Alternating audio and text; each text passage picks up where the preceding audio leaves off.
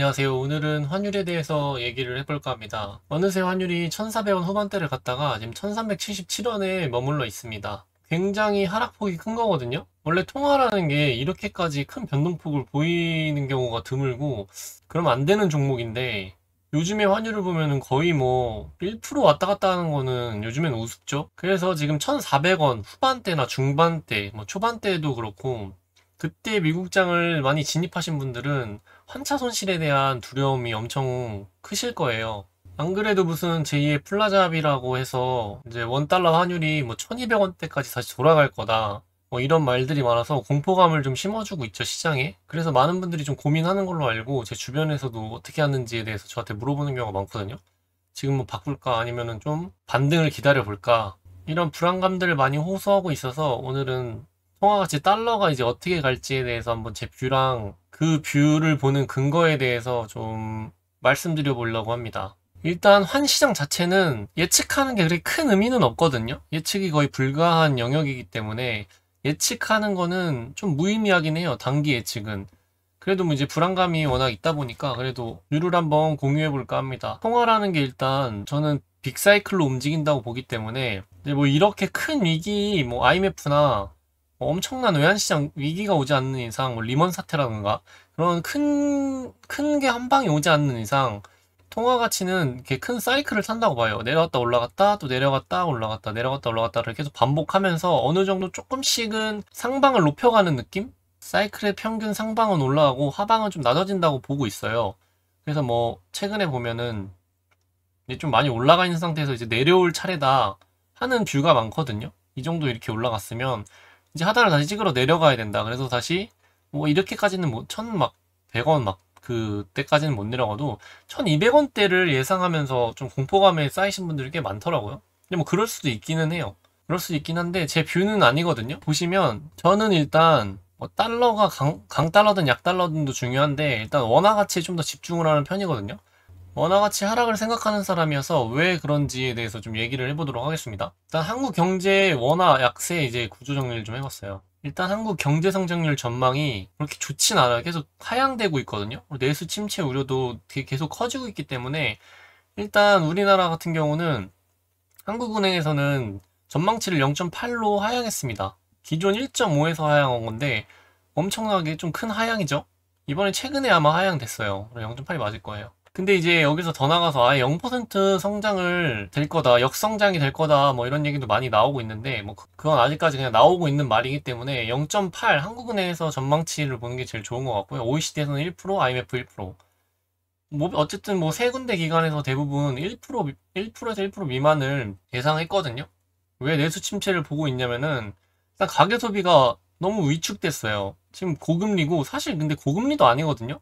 근데 너무 대출이 크니까 어쨌든 고금리 고물가가 지속돼서 소비 여력이 없어요. 왜냐면은 부동산에 자금이 너무 몰려 있거든요. 우리나라는 일단 주식 투자보다 부동산 불패에 대한 그게 크기 때문에 모두가 저번 상승기 때 영끌에서 부동산을 다 샀죠. 근데 지금 그걸 받아줄 사람이 없기 때문에 그때 이제 과도하게 자기가 할 수 없을 만큼의 대출을 받아서 부동산을 구매하신 분들한테는 이자 부담이 엄청 클 거예요. 뭐 어떻게 하지도 못하고. 뭐 상승기에는 그게 레버리지 지렛대 효과로 해서 엄청나게 큰 수익을 가져다 주지만 지금은 어차피 상승기가 끝나서 버텨야 되는 구간인데 못 버티고 있어요. 그래서 현금 유동성이 부족합니다. 다 이자로 나가고 있어요. 대출 이자로. 대출 이자로 나가고 뭐 다른 데 들어갈 돈도 많다 보니까 소비를 어쩔 수 없이 계속 줄이니까 내수 성장이 지금 너무 힘들죠. 동력이 부족해요. 아예 없으니까 뭐 쓸 돈이 없으니까 뭐 어떻게 쓰겠습니까? 가계부채 한계 도달, 원리금 상환 부담 증가, 건설 경기 침체 지속, 고용 위기 되고 소비 위축 이 악순환이에요. 이게 결국에 다 연결되어 있는 거거든요. 가계 소비가 위축이 부동산에 자금이 돼 있는데 부채 한계에 도달해서 원리금 상환이나 이자 부담에 대한 부담이 너무 커요. 그런 와중에 이제 건설 경기가 지금 매우 안 좋죠. 건설 경기가 내수 경제가 돌아갈 수 있는 큰 축이라고 보시면 되거든요. 이거 엄청나게 큰 부분을 차지하기 때문에 어쨌든 악순환이 이렇게 돌아요. 그래서 내수는 구조적으로 죽은 시장에 거의 가깝다고 볼 수 있습니다. 지금 우리나라는. 그래서 통화정책 및 금리 변화를 보면 한국은행이 이번에 2.5로 인하했죠. 뭐 이거는 모두가 인하할 거라고 해서 뭐 예상된 인하였어요. 그날 달러가 아마 조금 올랐을 거예요. 원화가 조금 약세로 돌아서면서 조금 올랐어요. 뭐 약세라고 하기도 좀 그런데 어쨌든 조금 반등을 해주는 시기였습니다. 이때가. 금리를 인하하면 일단 부동산 가격, 자산 가격이 상승 펌핑이 어쩔 수 없이 좀 오죠. 미국 주식 하시는 분들 알겠지만 미국 금리 한번 내리면은 그게 이제 엄청난 호재로 작용을 하죠. 지금도 금리 인하만 기다리고 있는 호재가 많습니다. 가계부채 증가는 뭐 계속 되는 거고, 부동산이 상승하면 또 그거에 맞춰서 팔라하는 사람이 있기 때문에 가계부채가 더 증가할 수 있죠. 그리고 지금 너무 힘들어하니까 일단 서민들, 중산층 아래부터 쏴라락 너무 힘들어하니까 성장 방어를 금리 인하 기조가 계속 유지되고 있어요. 이건 어쩔 수 없이 금리 인하는 될 거예요, 계속적으로. 인하가 된다고 무조건 좋은 게 아니라 잘 맞는 처방을 해야죠. 상황에 놓인 상태에서 처방을 해야 됩니다. 금리 인하만 한다고 좋은 게 아니기 때문에 이것도 위험한 기조죠. 금리 인하 기조도. 그리고 오늘 한국은 대선이 있죠. 지금 아마 민주당 이재명 후보가 거의 확실시 되는 상황인 것 같은데, 금리나 경제는 아무래도 어느 곳이 여당인지에 따라서 많이 다르기 때문에 뭐 정치 얘기를 하자는 건 아니고, 당선이 됐으니 이 정책을 기반으로 해서 한번 넣어봤습니다. 이건 가볍게 볼게요. 금융 경제 쪽만 살짝만 보겠습니다. 일단 가상금리 인하 압박은 민주당과 이재명 후보가 은행에 직접 요구한 내용입니다. 실질 대출금리 인하를 유도해서 한 결정이죠. 법정 최고금리 인하를 추진하고 있어요. 금융권 이자율 상한 제한, 저신용자를 보호한다랑 금융이 이축될 거라는 이제 뭐 논란이 있죠. 정책 개입 성향이 좀 있습니다. 시장 자율성보다는 정치주도 경향이 조금 있어요. 정부가 나서서 이런 거를 해야 된다라는 참여 성향이 있기 때문에 외국인 투자 신뢰 하락 우려가 또 있죠. 이러면 이제 외국 자본이 빠져나가면 원화는 약세로 돌아설 수밖에 없습니다. 그럼 달러는 상승하겠죠. 그럼 우리는 오늘 원화에 좀 집중을 해보도록 하겠습니다. 포퓰리즘 정책. 이거는 뭐 전 세계적으로 포퓰리즘 정책이 되면 어쩔 수 없이 그 나라의 통화는 약세로 돌아설 수밖에 없어요. 그럼 미국 빼고 모두가 그렇습니다. 역사적으로도 증명이 된 거기 때문에 한번 볼게요. 전국민 재난지원금 등 현금성 지원. 이거는 25만원 대표적으로 뭐 유명한 공약인데, 이거는 뭐 지금 한다고 했다 안 한다고 했다가 하는 것 같더라고요. 어쨌든 그런 그냥 나와 있는 정책으로만 보겠습니다. 재정 지출 증가, 건전성 훼손 당연히 되죠. 원화 약세 압력. 이건 당연한 거예요. 왜 당연하냐? 여기도 있지만 전국민 25만원 지급, 전국민 현금 지급하면 총 13조 원 재정 부담이 들거든요. 그럼 13조 원이 하늘에서 떨어지는 게 아니기 때문에 어디선가 끌어와야 되고, 그냥 아무 대가 없이 풀린 돈이기 때문에 그만큼 시장에는 돌아다니는 통화가 많아집니다. 그러면은 통화가 그만큼 풀리는 만큼 그 나라의 통화 가치는 하락하게 돼 있어요. 재정 우려도 있다 보니까 신뢰를 좀 잃죠. 저금리 저신용 대출 확대, 유동성 공급 과잉, 이것도 뭐 비슷한 맥락입니다. 원화 약세 가능성 올라가죠. 돈이 계속 풀리면 어쩔 수 없이 그렇게 돼요. 약세 구조가 있습니다. 뭐 순기능도 있겠지만 저희가 오늘 집중하는 거는 이제 그 통화 가치에 대한 얘기이기 때문에 그걸로만 볼게요.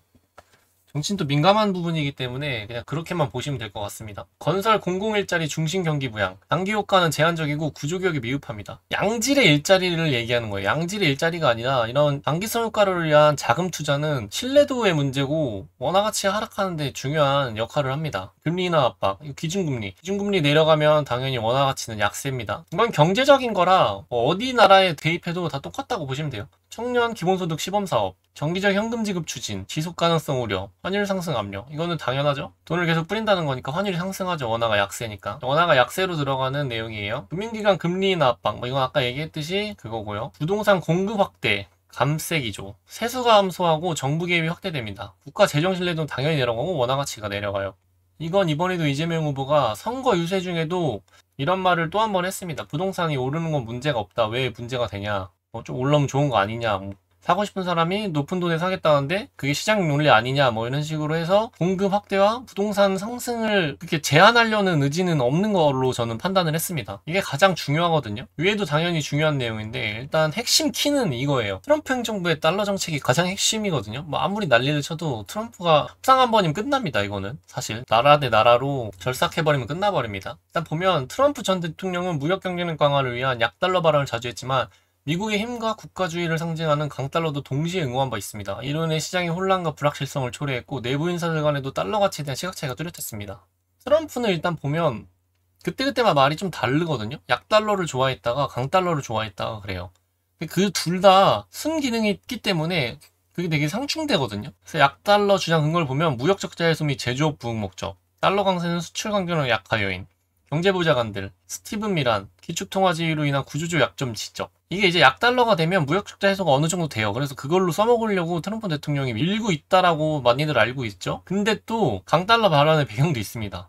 미국의 경제력과 세계 패권을 상징하는 수사적 표현으로 사용했고 지정학적 힘 과시 및 달러 국제지위 방어 차원, 브릭스 국가 등 탈달러 움직임의 강경 대응. 이게 달러가 약해지면 사람들이 투자금을 빼요. 자꾸 달러가 약해지니까.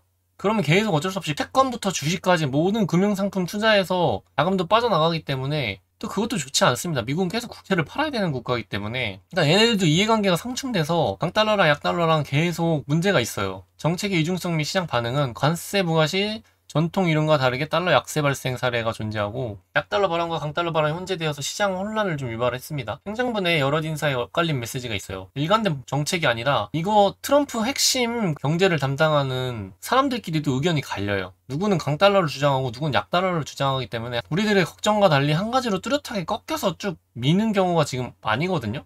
그래서 결론은 트럼프의 달러 정책은 실용주의적이지만 일관성이 부족하고 국내 정치적 목적에 따라 메시지가 달라졌습니다. 전통적 경제 원칙보다 정치적 효과를 우선시하는 접근으로 해석되고, 이러한 접근은 단기적 효과가 있으나 장기적으로 미국 금융 시스템의 신뢰성 훼손 가능성도 제기됨. 이것 때문에도 많이 걱정하죠. 미국 금융 시스템의 신뢰가 훼손되면 아무래도 투자금이 빠져요. 그럼 자연스럽게 어쩔 수 없이 막는다고 한들 약달러로 돌아서기 때문에 이것도 무서워하시죠. 약달러로 돌아서면 우리들의 환차손은 늘어나기 때문에 이게 많이 걱정인 거죠. 미국이 망하면 어떡하고 대체 투자자로 물리면 어떡하나. 이게 그래서 유럽이 많이 올랐었어요. 유로화가. 유럽이 이제 미국 다음에 투자처다 이래서 많이 갔는데, 근데 제가 볼 땐 아직 미국을 대체할 만한 국가는 없다고 보거든요. 투자자로서. 그렇기 때문에 미장을 하면 어쩔 수 없이 달러의 영향을 계속 받게 돼 있어요. 그래서 저의 결론은 이게 일단 워낙 약세가 맞는 것 같아서 1300원 후반 1400원 대를 유지해 줄 거라고 저는 생각을 하고 있거든요. 결국엔 다시 내려갈 수 있는데 다시 돌아온다는 느낌이에요. 그리고 하방은 제한적일 거라고 생각해요. 원화만 그렇게 약세로 들어서서 1200원 막 중반 초반까지 갈 수 없거든요.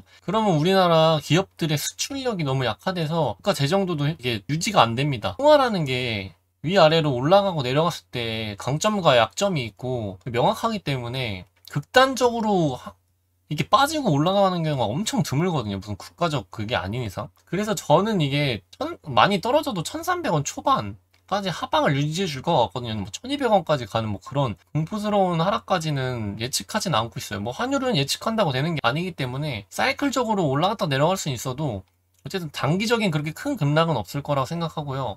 그래서 지금 환전을 해야 될지 말아야 될지 고민하시는 분들은 저는 항상 하는 말이 그냥 분할로 계속 하면 결국에 중간값에 만나거든요. 중간값에 만나고 손실을 거의 안 봐요. 근데 이제 급하게 단기간으로 왔다 갔다 하려는 금액은 당연히 제외입니다. 이게 장기간으로 시기열을 늘려서 보면 결국에는 조금씩 상방을 높여가고 있기 때문에 하방은 낮춰가고, 미래성을 봤을 때도 한국의 미래보다는 미국의 미래가 밝기 때문에 결국에는 먹고 나올 수 있는 환 차이라고 봅니다. 이게 한순간 고점에 다 들어가는 게 아닌 이상은 계속 분할로 하면 중요하지 않고 1000만원, 2000만원 정도는 어느 때 하든 사실 상관없다고 보거든요, 저는. 근데 바로 급하게 빼야 되는 돈은 다시 말씀드리지만 제외예요.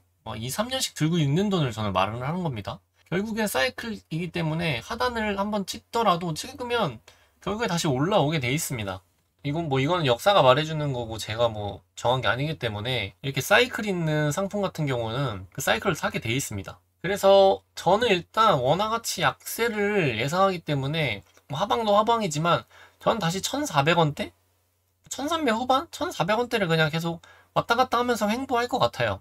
이 구간 횡보가 뭐 양국에 그렇게 큰 이익도 큰 손해도 없는 정도의 라인이라고 저는 생각을 하기 때문에, 그래서 보자면 예측할 수 없는 사이클의 영역이다. 그렇지만 1200원까지 막 미디어나 이런 데서 공포감을 조성하는 정도까지는 힘들 거다라는 생각을 해요. 왜냐면은 원화만 그렇게 강세로 가긴 힘들거든요. 바로 옆에 중국도 있고 바로 뒤에 일본도 있기 때문에 다 같이 움직이지, 엔간하면 그게 뭉텅이로 움직이지 뭐 한국만 유독 막 난리나게 이렇게 하는 경우는 좀 힘들어요. 그 초전도체 같은 게 나오지 않는 이상은 그런 건 힘들 것 같다는 게 제 의견입니다. 그래서 저는 거의 대부분이 달러로 환전돼 있어요. 왜냐면은 저는 이 정도 선을 유지할 거라고 보고, 뭐 하방에 와도 저는 다시 오른다는 믿음이 있고, 양 국가가 합의해서 뭐 이렇게 하지 않는 이상은 경제 상황을 봤을 때 그 정도까지 원화 강세는 좀 힘들지 않을까 싶습니다. 원화가 강세면 달러는 내려간다고 보시면 됩니다. 좀 이게 왔다 갔다 해서 말이 헷갈릴 수도 있는데 원화만 기준으로 보시면 됩니다. 원화가 강세면 고점에서 환전하신 분들한테는 계속 손해고, 원화가 약세면 이득을 본다고 보시면 됩니다. 오늘은 이제 환율에 대해서 얘기를 해봤고요. 제 환율에 대한 뷰를 한번 공유해봤습니다. 환은 워낙 어려운 시장이어서 환 시장은 세금도 없거든요. 그만큼 예측할 수 있는 영역이 아닌데 그럼에도 얘기를 하는 거는 너무 불안해하시는 분들이 있고, 그 정도까지 불안해할 필요는 없을 것 같다라는 제 뷰고, 결국에 적립식으로 하시는 분들은 중간값에서 만나니 너무 걱정하지 말라는 말씀을 드리고 싶었습니다. 감사합니다.